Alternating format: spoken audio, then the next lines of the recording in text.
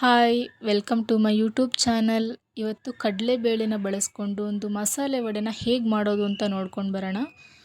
ಈಗಾಗಲೇ 2 ಅವರ್ಸಿಂದ ನೆನೆಸಿಟ್ಟಿರೋ ಕಡಲೆಬೇಳೆನ ಒಂದು ಮಿಕ್ಸಿ ಜಾರ್ಗೆ ಹಾಕ್ಕೊಂಡು ಇದಕ್ಕೆ 5ರಿಂದ 6 ಎಸಳು ಬೆಳ್ಳುಳ್ಳಿ, ಒಂದು ಒಣಮೆಣಸಿನಕಾಯಿ, ಚಕ್ಕೆ ಲವಂಗ ಹಾಗೆ ಶುಂಠಿನ ಕೂಡ ಸೇರಿಸ್ಕೊಂಡು ನೀರು ಹಾಕದೆ ತರಿಯಾಗಿ ಗ್ರೈಂಡ್ ಮಾಡ್ಕೋಬೇಕು.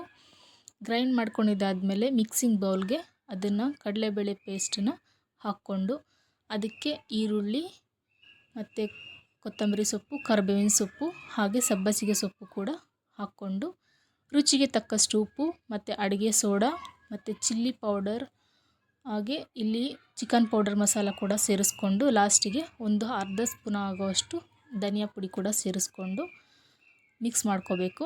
ಆಮೇಲೆ ಸ್ವಲ್ಪ ಕಡಲೆ ಹಿಟ್ಟು ಕೂಡ ಸೇರಿಸ್ಕೊಂಡು ಚೆನ್ನಾಗಿ ಮಿಕ್ಸ್ ಮಾಡ್ಕೊಂಡಿದ್ದಾದಮೇಲೆ ಬಾಣಲಿಯಲ್ಲಿ ಎಣ್ಣೆ ಇಟ್ಟು ಅದನ್ನು ಕಾಯೋದಕ್ಕೆ ಬಿಡಬೇಕು.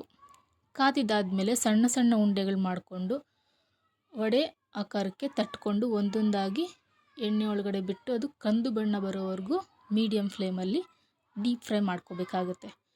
ಡೀಪ್ ಫ್ರೈ ಮಾಡಿಕೊಂಡು ಅದು ಚೆನ್ನಾಗಿ ಬೆಂದಿದ್ದಾದಮೇಲೆ ಸರ್ವಿಂಗ್ ಪ್ಲೇಟ್ಗೆ ಟ್ರಾನ್ಸ್ಫರ್ ಮಾಡ್ಕೋಬೇಕು. ಇದು ತಿನ್ನೋದಕ್ಕೆ ತುಂಬ ಚೆನ್ನಾಗಿರುತ್ತೆ.